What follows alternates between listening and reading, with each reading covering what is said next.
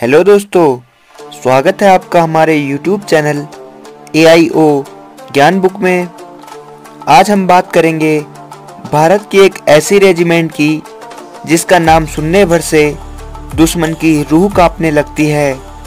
दोस्तों, मैं बात कर रहा हूँ बलिदानों की रेजिमेंट, जाट रेजिमेंट की। इस रेजिमेंट ने देश के लिए कई महत्वपूर्ण युद्ध लड़े हैं और देश की हिफाजत के लिए अपने सर्वोच्च बलिदान दिए हैं। जाट रेजिमेंट ने मात्र भारत ही नहीं, विदेशों में भी अपने अद्भुत शौर्य का परिचय दिया है तथा प्रथम विश्व युद्ध के समय कई सैन्य सम्मान प्राप्त किए हैं। जाट रेजिमेंट भारत की एक पैदल सैन्य रेजिमेंट है। जाटों का इतिहास भारत में सदियों पुराना है तथा 200 वर्षों से भी अधिक है। जाट रेजिमेंट का सुनहरा इतिहास शौर्य व वीरता से भरा।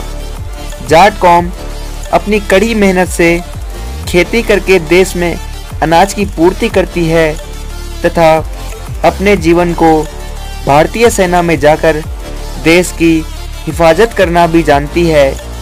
जाट रेजिमेंट भारत की ताकतवर रेजिमेंट में से एक है।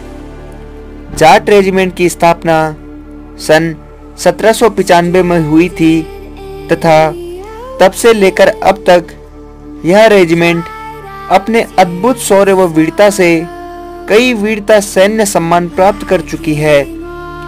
जाट रेजिमेंट में 96% जाट सैनिक होते हैं। यह जाट सैनिक मुख्यतः हरियाणा, दिल्ली, राजस्थान तथा उत्तर प्रदेश से आते हैं।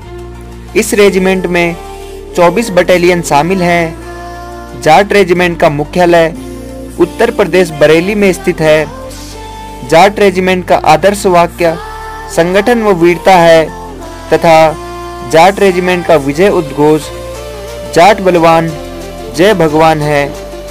इसी विजय उद्घोष से यह जाट सैनिक युद्ध भूमि में उतरते हैं तथा दुश्मन के लिए काल बन जाते हैं। माना जाता है एक जाट सैनिक युद्ध भूमि में उतरने के बाद कई गुना अधिक ताकतवर हो जाता है। कई दुश्मनों के लिए एक जाट सैनिक अकेला ही काफी होता है। इसका प्रमाण जाट रेजिमेंट ने डोगरे की लड़ाई में दिया, जब मात्र 500 जाट सैनिकों ने अपने से कई गुना अधिक पाकिस्तानी सेना को पाकिस्तान में जाकर शिकस्त दे दी। दोस्तों, डोगरे की लड़ाई दुनिया में इन्फेंट्री द्वारा लड़ी गई 10 सर्वोच्च लड़ाइयों में से एक है। यह वीरता का एक ऐसा ऑपरेशन था जिसकी कल्पना तक किसी ने नहीं की थी।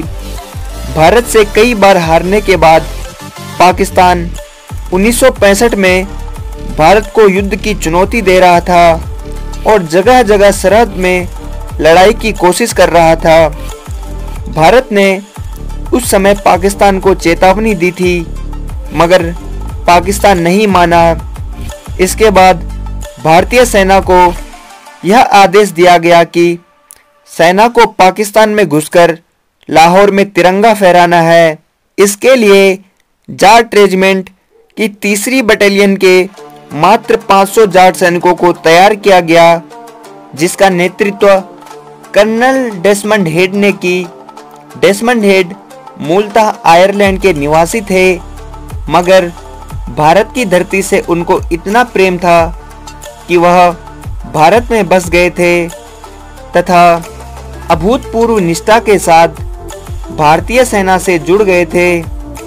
इसके बाद जाट रेजिमेंट के सारे वीर सैनिक कर्नल डेसमंड हेड के नेतृत्व में सरहद को पार करके पाकिस्तान की ओर बढ़ गए। कर्नल हेड ने अपनी बटालियन का नेतृत्व बड़ी कुशलता पूर्वक किया। उन्होंने अपने सैनिकों को एक साधारण सा आदेश दिया था कि हमें जिंदा व मुर्दा डोगरई तक जाना है। इसका मतलब था कि इस ऑपरेशन के दौरान कितनी भी मुश्किलें आए, हमें लक्ष्य से पहले नहीं रुकना है। और यह सुनकर सारे जाट सैनिक दोगुने जोश के साथ अपने लक्ष्य की ओर बढ़ने लगे। इसके बाद सेना ने इच्छोगिल नहर को पार किया। इच्छोगिल नहर पार करना सेना के लिए एक चुनौती थी, क्योंकि दूसरी तरफ पाकिस्तानी सेना भारतीय सेना से कई गुना अधिक थी, मगर उससे भी अधिक था भारतीय सेना के 500 जाट सैनिकों का साहस। इस युद्ध में भारतीय सैनिकों को बहुत मुश्किलों का सामना करना पड़ा, मगर जब बात देश की तथा रेजिमेंट के सम्मान की हो तो यह वीर सैनिक कैसे पीछे हटते। इन वीर सैनिकों ने सभी बाधाओं को पार करके पाकिस्तानी सेना को पाकिस्तान में जाकर धूल चटा दी तथा कई गुना अधिक पाकिस्तानी सेना को युद्ध भूमि से खदेड़ दिया और भारत का तिरंगा फहरा दिया तथा युद्ध की रट लगाए बैठे पाकिस्तान को उसकी हैसियत दिखा दी। इसके बाद जाट रेजिमेंट की यह बटालियन लाहौर तक गई। 22 सितंबर का वह दिन भारत चाहता तो नक्शे से पाकिस्तान का वजूद मिटा सकता था, मगर अमन और शांति चाहने वाले हिंदुस्तान ने युद्ध विराम घोषित कर दिया। यह विजय भारतीय सेना तथा जाट रेजिमेंट के लिए एक महत्वपूर्ण विजय थी। अपने देश के सम्मान के लिए 58 वीर सैनिकों ने अपनी शहादत दी तथा कई बुरी तरह से घायल हुए। युद्ध विराम के बाद लेफ्टिनेंट कर्नल डेसमंड हेड को उनके कुशल नेतृत्व के लिए महावीर चक्र से सम्मानित किया गया तथा यह जीत भारत के इतिहास के पन्नों में सुनहरे अक्षरों में लिखी गई।